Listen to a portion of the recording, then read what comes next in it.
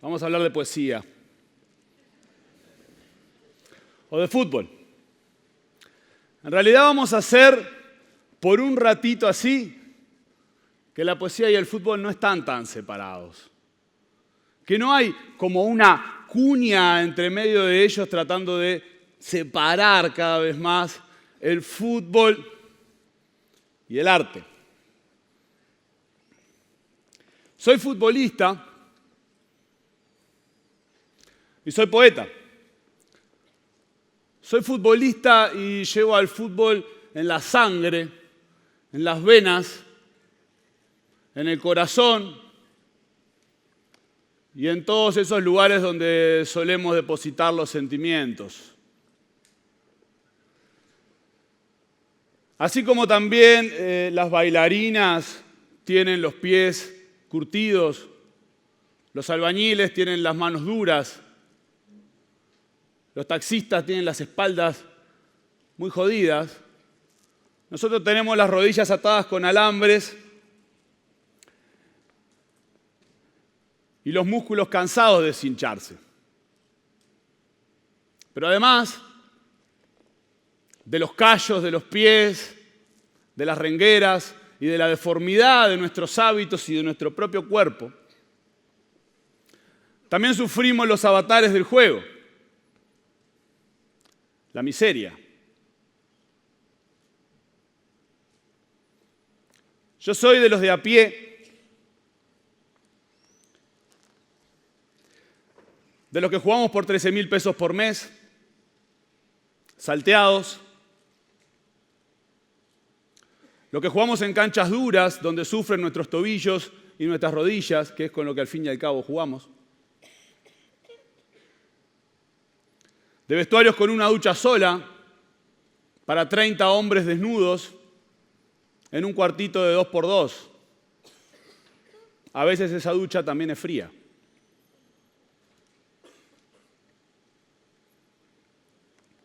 Y soy poeta y escribo poesía.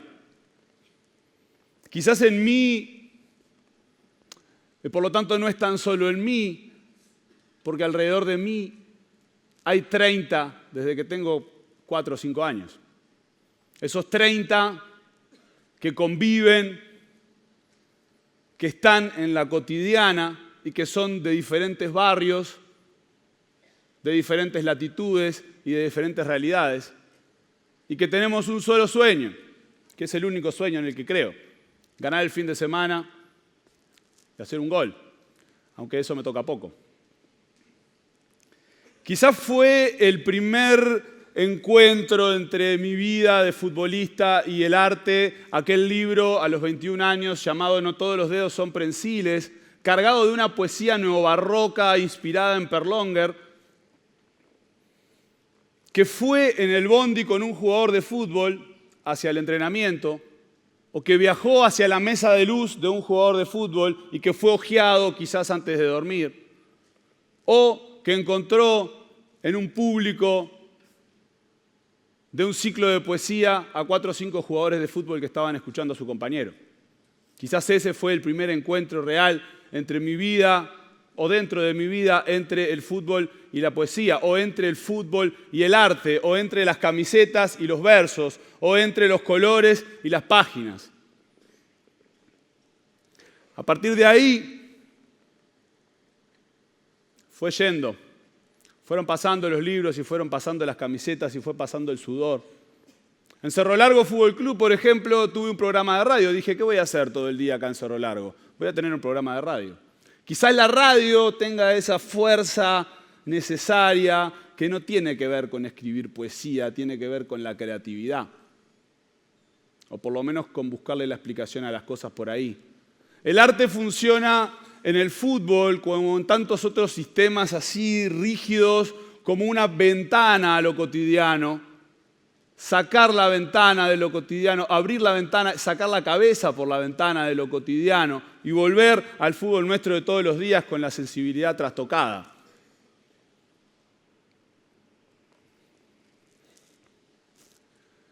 Después de un peregrinaje por ahí, por América, por los libros y por las camisetas, Volví a Montevideo a jugar con la IASA, la vieja y querida IASA, y quizás fue ahí otro nuevo encuentro más fundido entre la poesía, el arte, el fútbol y las camisetas y los colores. Un libro que publicamos que se llamó Besala como sabés, con un gran amigo, el Pato Hidalgo, que fue un libro epistolar de cartas semanales durante todo el torneo que duró casi un año. Esas cartas semanales donde describía los partidos que íbamos jugando el fin de semana con la naranja, eran leídos después en la semana, en el asado o en el vestuario, para preparar el siguiente partido. Así se fue construyendo un libro de una forma colectiva, en equipo. Así vivimos. Quizás fue después de un tiempo donde las cosas se fundieron de una vez por todas. Y fue en ese momento que yo volví a mi querido Miramar Misiones, el lugar donde crecí, donde viví la adolescencia, donde aprendí a vincularme, donde forjé mis primeras cuestiones de la personalidad, mis primeros rasgos, esos rasgos adolescentes que hasta el día de hoy están como intrínsecos en lo que somos. Esos amigos que son para toda la vida y que al fin y al cabo son la verdadera riqueza, son la fortuna, son los millones que tengo. Volví a Miramar con ese peregrinaje arriba y quise de alguna forma fundir de una vez por todas, a la vez que nacía de alguna manera Pelota de Papel. Entonces dijimos, bien, cultura de barrio, ¿qué vamos a hacer? No tenemos un mango. La primera práctica a la que llegué de Miramar Misiones, que venía sacándome selfies, avisándole a mis compañeros, vuelvo a mi club, vuelvo a mi casa. A nadie le importaba, no había prensa esperándome, no había nadie. Y en el vestuario había un paro. No entrenamos más, no nos pagan, las condiciones son deplorables. No tenemos ni una visión de que nos paguen en algún momento. No entrenamos más. Yo me adherí. Yo me moría por ganas de entrenar. Y me adherí a ese paro. Y propuse una comida en casa. Vamos a hacer una comida en casa, bárbaro. Y entonces, esa ventana por donde yo sacar la cabeza hacia el arte y traerla de vuelta hacia el mundo, me permitió plantear la autogestión. Gestionémonos nosotros mismos nuestras propias condiciones, que no es solo Miramar Misiones que no las da, es el 70% de los clubes del fútbol uruguayo que no la dan. Por lo tanto, es el 70% de los jugadores que vivimos en la miseria. En la miseria. En la miseria. Pero ahí estamos. Entonces propuse otra vez la radio como ese eslabón perdido y que bajamos para entrar en otro tipo de realidad, donde se comunica, donde se habla con un montón de gente que ni siquiera vemos las caras o escuchamos su voz. Y fue Radio Pedal, quizás un ejemplo, diría Maradona, los ejemplos están en casa, pero quizás sea así Radio Pedal un ejemplo de autogestión y militancia y producto radial. Entonces ahí fuimos. Y forjamos Monos con Gilet, que fue un programa de radio que duró durante todo un año, aun cuando yo ya estaba expulsado del club. Y fue ahí donde difundimos un primer toque en la cantina de Miramar Misiones, donde tocó el Mandrake Wolf, organizado y producido por jugadores de fútbol. Estábamos los jugadores de fútbol haciendo daiquiri y chorizos al pan. Y tratando de que el músico se sienta bien y que el sonido sonara bien y que las entradas se cobraran en tiempo y forma. Entonces fue el inicio, digamos, lo que permitió a mí, junto a otros colegas, decir, vamos a hacer eso en la cantina. Vamos a ver qué pasa con la cultura entrando en un ámbito completamente futbolero, fundado en el barrio, para el barrio, desde el barrio. Vamos a hacerlo. Entonces, la cultura de barrio pasa a ser la cantina Zapuca de Miramar Misiones. Y en el equipo había un programa donde se difundían las cosas de la Zapuca. Y ahí se hacían entrevistas a los propios compañeros y se hablaba de identidad y se hablaba de pertenencia. Quizás fue en aquel momento como una conexión de esas astrales entre uno y otro, y ahí vino Pelota de Papel. Entonces decidimos viajar a Buenos Aires a la Feria del Libro, a la presentación del libro de Pelota de Papel. ¿Por qué? Porque podíamos hacer un programa de radio. ¿Por qué? Porque podíamos hacer toques. ¿Por qué? Porque nos animamos a hacer algo más, a sacar del todo el cuerpo por la ventana del arte.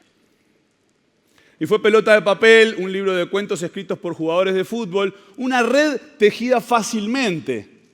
Entre jugadores de fútbol hablamos el mismo idioma, juguemos en la estratosfera que juguemos, en la Champions League o en el Albion, donde sea.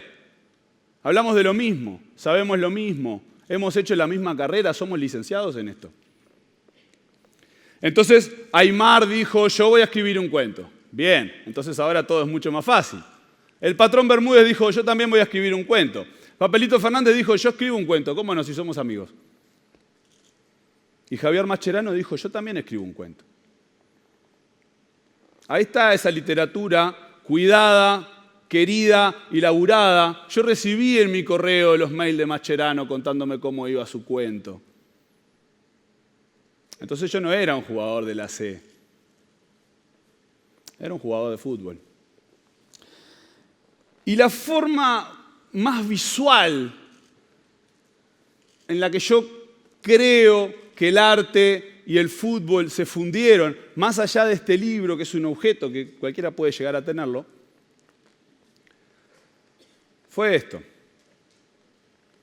Este día ni siquiera nos manifestamos por la falta de pagos, por las canchas horribles en las que jugamos, por esos vestuarios en los que nos paseamos desnudos, muertos de frío y que tenemos apenas una ducha para 30. No fue por eso.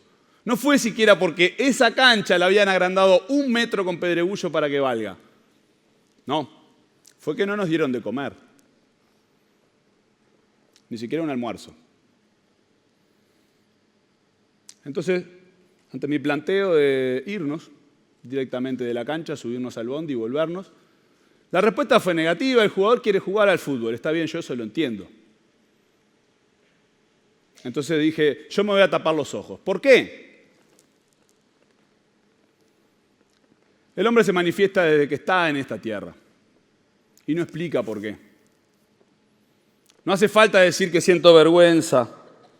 No hace falta decir que hay gente que no está queriendo ver. No hace falta decir que somos nosotros mismos los que no estamos queriendo ver lo que está pasando.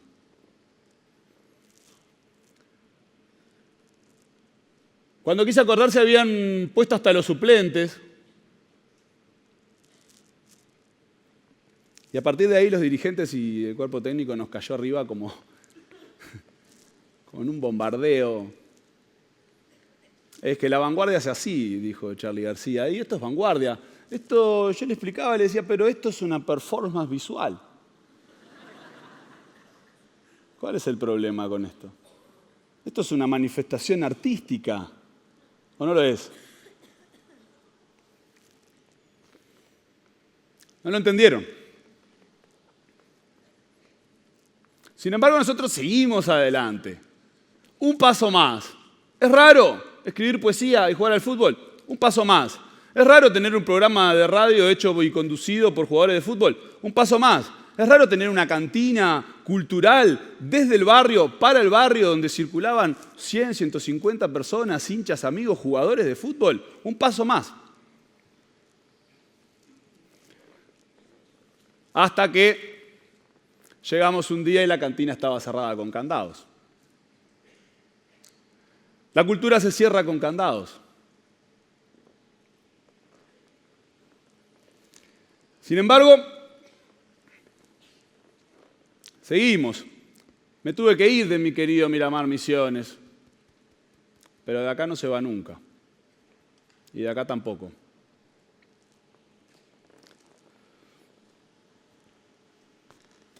Y nos fuimos a Villa Española. ¿Por qué? Porque el vestuario es una porción del barrio.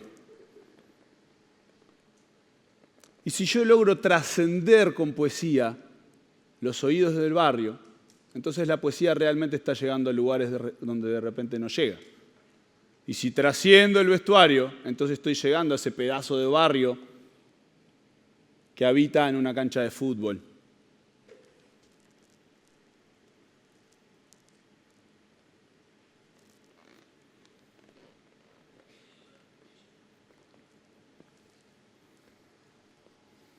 Marcado con piedras el destino, se va en el cordón, está decidido. Un paño que en la esquina es jodido, doblan los coches, tirando finos. Si siguen la vereda es para lío, raspones, fluorescentes y resfríos. Jugar hasta la noche si es posible. Siempre hay uno en el barrio que es temible.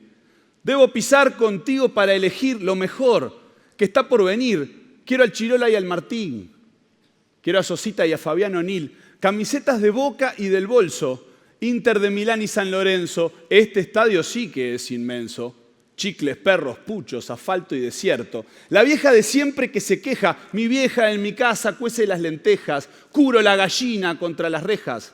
Más de 1000 pelotas en las tejas. Mi viejo relojea de la esquina. Sube el griterío y la adrenalina. Una tribunita con 3 minas. Acelera el cuore, acelera las rimas. En mi camiseta guardo el recuerdo de cuando jugábamos por el refresco. Hablan mis cicatrices cuando pierdo. Cuando gano río verso a verso, a verso, a verso. 100 camisetas, más de 1000 partidos. En la callecita o en el baldío. Más de 1000 historias, más de 1000 amigos. No importa más nada si tú estás conmigo.